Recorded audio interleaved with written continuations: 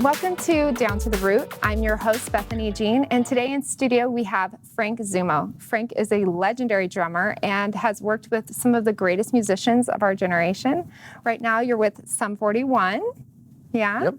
Yep. But you have worked with all sorts of people. I was reading your bio and I was actually so impressed. So I had to actually make a list. So, of course, Linkin Park, Motley Crue, Cruella, Gary Newman, Scott Weiland of STP, of course, Julian Kay and Dead by Sunrise, Danny Harrison, No Doubt, Chris Cornell, 30 Seconds to Mars. That's a lot.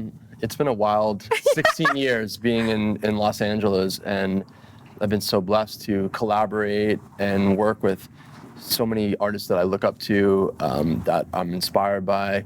And, you know, it's what I came out here to do, and it's pretty incredible to be doing that, you know, still to this day.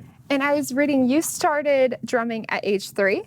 Like 2 or 3. I just found out the story not too long ago. My parents were in a band together, and they said, like, So cool. I walked away from the dinner table at, like, somewhere between 2 and 3 and just started playing my dad's drums, and that was pretty much it.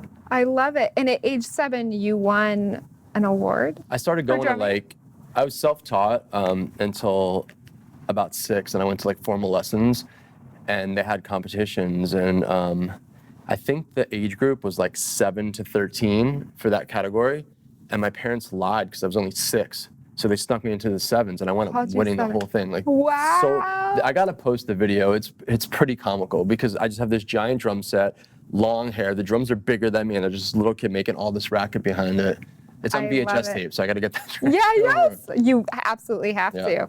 Now, does Brixton? You of course have 2 boys. Does Brixton play drums at all? Totally. You know, he's born into it. He's you know, been all over the world with me, and he loves playing drums. You know, and then we have a 10-month-old, and the second he hears music, he's just bouncing. Like, Riot. It's Yeah, so such a great really name. I love it. sweet that but Brixton also doesn't understand because he's used to just coming into shows and being on stage with Daddy and getting to play drums. Mm-hmm. So his favorite band is 21 Pilots, and I took him to see them at the Forum, and in the middle of the show, I look over and he's crying, and I'm like, "What's up, bud?" And he's like, "I want to go on stage and play drums and say hi to them." And I'm like, he thinks that's what you do because he does that with me, and I'm like, we can't do that right now. Like, he's like grounded to the audience. it's just funny that's, you know, that young, you know, and he sat through the hour-and-a-half show and just like was in it the whole time, which is pretty incredible. I love it. And then your wife is musical as well. Yeah, she toured and sang in bands. She doesn't do it as much these days, but yeah, we're pretty musical. She's family. raising 2 rowdy boys. Yep. Holding down the fort while you're touring the world. It's a lot. So I want to tell you, my brother was a drummer, drove me crazy growing up, but his oldest daughter, Ellie, is drumming, and she's 11, and she's like the drummer at her school. She's super into it, and it's kind of made me think, I always thought female drummers were so rare. Do you feel like they're quite the rarity? I mean, right now, I have this company. It's a percussion ensemble called Street Drum Corps. Right. It's like a punk rock stomp or Blue Man Group, and which is like huge.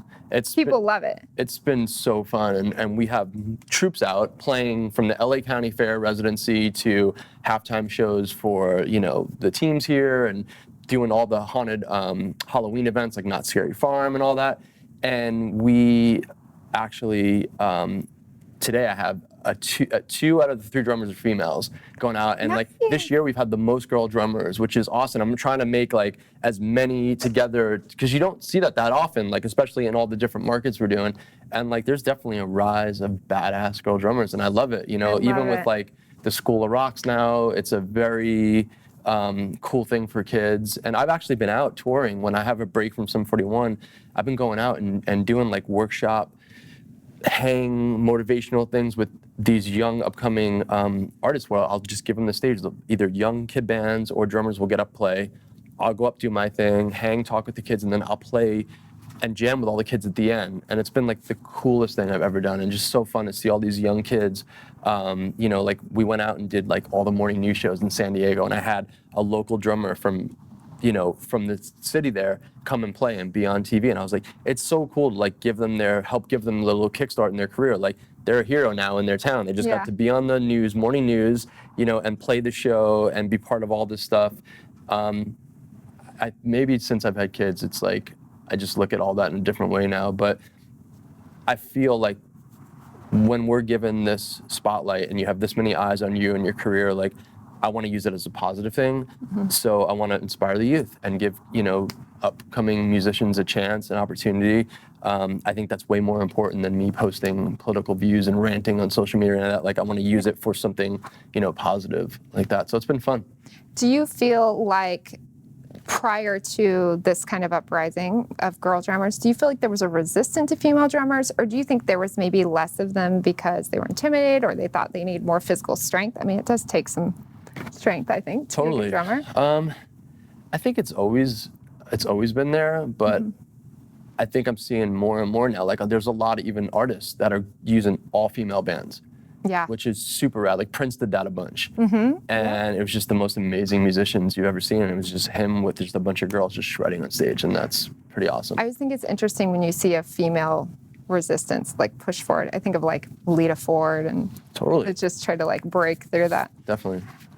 So I was also reading, you did a collab with Shepard Fairey on a custom drum set. Now this is a big street artist, right? Yeah. But you can have your drum set be seen. It's on display somewhere? Or is it currently on display? Yeah, we've been friends for so long. And it started out as collaborating on my bass drum head. So he painted it. I did Leno show and he painted the head for the Leno show and he started doing heads and we always talked about doing a drum set. And when I got in Sum 41, I was like, now's the time. And that whole summer tour I was on, I was just seeing all this horrible shootings and all this stuff going on in the world. And I called Shepard and I'm like, I would love to collaborate on a drum set with you. And here's what I'm feeling about just all this horrible stuff going on. And he had a piece called Rise Above, which is about illegal gun control. And it's a beautiful mandala, but it's all pieces of defragmented guns. And very cool. So powerful and beautiful. And we actually etched his art into the drum shells.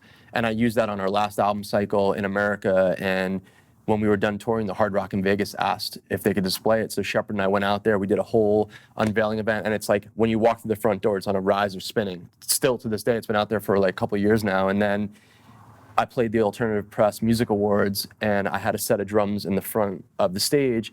He actually hand painted those to look like graffiti street art.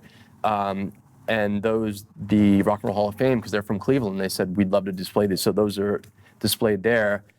Now we're on a new album cycle, and it's the sickest kit he's ever done. Every single drum is a different piece of art. So it's like so beautiful to play and look at. And that kit we start a tour in 2 weeks. That's gonna be out with me all across America and Canada. And then we have another kit in Europe that's like all Andre the Giant, which is like the 30 years of Andre the Giant. So it's all these Andre the Giant faces all over the drums. And oh my gosh, that's so fun. It's been incredible to collaborate with him. We did a snare drum together with his artwork on it, where it was a limited amount. And the money that we got from it, we donated to the Silver Lake Music Conservatory, which was so cool to be able to do that. And that's a school where you pay what you can. So if parents can't afford, to give, afford lessons for their kids, they kind of are able to go there and people donate and whatnot. So we were able to donate money, which was pretty cool. We went there and we presented them a check and everything, which was really special. I should check that out for Bowie. She's super musical. She would love it. Silver Lake Music Conservatory, School of Rocks, like they didn't have this stuff when I was coming up. We had like your mom and pop music shop with a little room in the back that was uninspiring. Like you learn the basics, but like kids want to play with other musicians. They want to play gigs, and like these schools are doing that. And it's pretty cool for these kids to have that and learn, the foundation of the things you have to learn, but to be in a band and play shows. And it's just, there's a lot of that really cool, movement going on now in the music community for kids. And it's a cool place to be. And I wish this stuff was around when I was coming up, because I would just be with my, in New York in my parents' basement with headphones playing my favorite records. And that's really all I had. There wasn't anything like this. Yeah. Oh, that's so cool. Do you have any dream collaborations that you haven't accomplished yet? It's funny because right now, when I did Coachella, I was playing with Keizo, who's a DJ. We did a tour, we did Coachella, and just everything that's been going on, I got super inspired. I'm like, I want to do my own project. I want to collaborate with all kinds of artists, producers, musicians, the whole thing. And I started working with a bunch of people and put out a song with him for Coachella, which is really cool, special way to start that. And we kind of just got to like me and my awesome management team. We just sat down. We were like made a wish list of all these artists, and we're just submitting music and trying to see what comes out. But I'm so influenced by so many different styles of music. I want to collaborate with so many people. But there's one artist who's no longer here that I like was my childhood that I would love to get an opportunity just to feel that power on stage, and a band leader was like James Brown. Oh my gosh. Like, it was all about the drums. He had 2 drummers on stage, and like I got to see him before he passed away, and like just to watch how he communicated with his band and just the feel of the show, like it was pretty special. And like that would have been somebody to get up and play with. How old were you when you realized I'm going to be a professional drummer? Like, this is going to pay my bills and I'm not pursuing anything else? It's probably the coolest story of my life. It was my parents, bless them, how awesome they were. They took me to an arena when I was 5 to see Ozzy and Motley Crue. And that's that legendary tour So that you read about in all the books and everything. And Motley went on, and like we were in the nosebleed seats, and I saw how Tommy Lee was like a front man behind the drums. It like, being 5 years old and just feeling that energy in the nosebleed seats, I was like, that's what I want to do. I knew at that moment. And that was it for me. Like that. I feel like Tommy Lee specifically That was like a formative years. I mean, I learned playing to those records, and then He's so iconic as a drummer. The best. I mean, and just a showman and an incredible drummer. And you filled in for him. And we became friends because of Which Street is Drum pretty Corps, cool. which is amazing. And then I just got like an emergency call, like I burnt my hand, you need to come out. And I'm just like, I thought it was a joke. And I had to fly out and just step into the show. No rehearsal, no sound check. And like, I was in the band for 2 weeks, and it was the craziest, most incredible. That was probably pretty surreal, huh? It was. And the coolest thing about the whole thing was my dad, who took me to that show when I was 5, he was at one of the shows. So he got to see his son play in the band that changed his life. And I can't even imagine what that's like. I hope I can have a moment like that with my kid one day. And like, Tommy told the story to the audience at the show, because he was still there. He just couldn't play drums. Yeah. And my dad was there and got to hear like him tell the story. Like, I was just like, Your parents must be so proud of you. it's super awesome. They've just been so supportive. There was never like the sit down, like, you need a B plan if this music thing doesn't work out. Yeah. Because I come from such a entertainment family. They get it. They're just like, as long as you stay on your course, we'll support you. Like, I didn't go to college. I graduated high school early so I can start touring. And I went to like drum schools instead of going to traditional college to well-round myself so I can always work. Whether it was, I took jobs on cruise ships when I was like Really? 21, theme parks. Like, I just did whatever I could just to well-round myself so I could always work. And then it was a dream to be in LA. And when I turned 25, I'm like, I need to just go for it and try it for a year. And I haven't left since. And it's like, every day I'm so stoked to be here. The opportunity is just, it's our industry is here. It's, I miss New York and my family, but I mean, it's the most beautiful, rad place. And just surround yourself with good people. You're golden out here. So in terms of family, and I know you're gone a lot touring, which is really hard, but what is it that you hope your kids really remember you as? Just a supportive, always there for you, loving, it's just till the end, it's like, it's so important. Those are the only people I care about as far as what they think of me. I don't care with, playing shows. If people like it, they don't like it. That stuff doesn't get to me. It's my kids. That's so important. Like, learning from mistakes of, my own father and how certain things made me feel. Like, I never want to.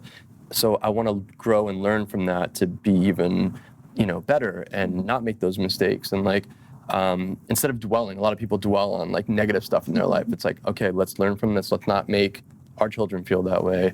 And it's like, it's just so, the bond I have with my boys is so special. And the way they look at me, I'm like, I hope they always will look at me and we'll have this connection, because it's really special. Like, it's the greatest thing ever, and it's now really hard. That's the only hard part of touring. I don't plan shows and the travel. That's not hard. It's when now my 3.5-year-old understands that I'm gone and he wants to be out there on the road, and he's like, "Wait, can you come home now?" Yeah. And all that stuff. It's heartbreaking. So we can't go more than 3 weeks now without me either bringing them out or me coming home, because that's like at the threshold where it gets hard. So that's just the thing that we're working on. I'm about to start a really long cycle right now, but we scheduled every 3 weeks. Like there's a 1 week break in between 2 tours. We're going to Florida, taking the kids to Disney World and doing all that kind of stuff, just to get as much family time. Like We'll ride your coattails. We'll meet you at Disney World. Please. I know, we're like total Disney buddies. Yeah, my kid's hooked. It's my fault. I took him like a bunch of times, and now it's just like.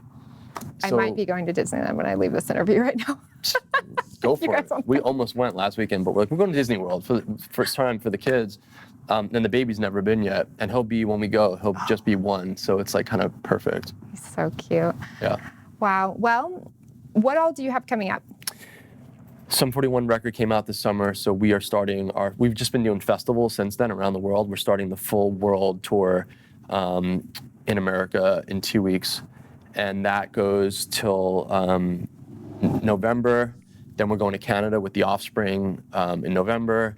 December, we have some more American shows, break for the holidays, and then probably next year we'll be all overseas world touring. And then on any breaks, it's family, and I'm just working on a solo record right now. And then Street Drum Corps, we have all of our Halloween shows out right now. So that's super fun. We do all the theme parks around America, and we have this crazy drum Halloween show in the theaters in the theme park.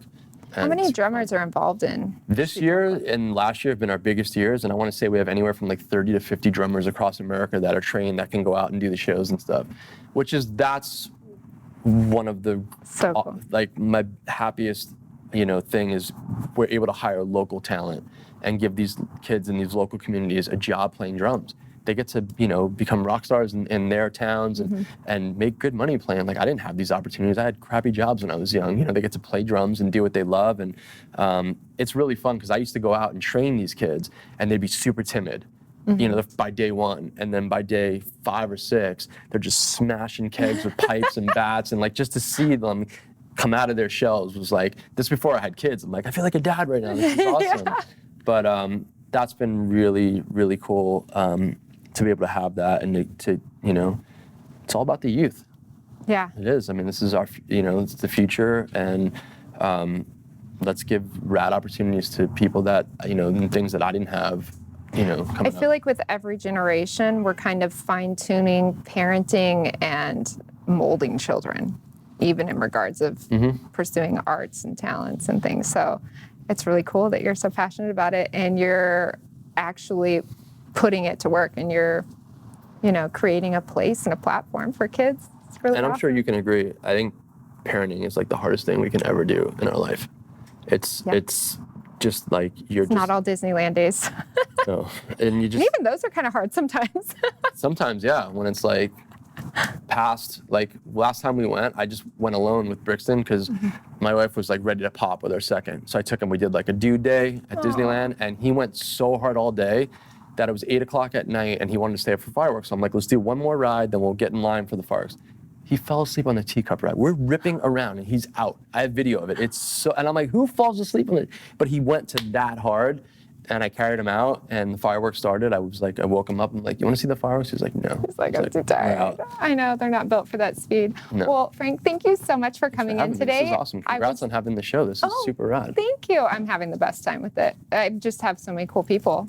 I mean, everyone should have their story heard, I think. Of course. And we go so far back, and your husband I've known forever. I know, he says hello. Hello. And my wife said to say hello. Yes. We all used to be like close in the neighborhood, in my old neighborhood and where your husband used to work. Literally, when I had met they weren't my in-laws yet, they came down from Northern California, and I'm like, I need to do something special with them. It's the first night we're like hanging. Ryan hooked us up at the restaurant he was working at, and took care of us. We had the most special night, so he helped a super special night. Instrumental in pulling that wife. Totally, yeah. Can I get your blessing? Totally, yeah, right? Well, thank you again so much for coming out. You guys can watch this episode and all of the others on the EVERTALK app. You can also watch them on Roku and Apple TV. All right, thank you guys so much for tuning in. Bye, Frank. Thank you.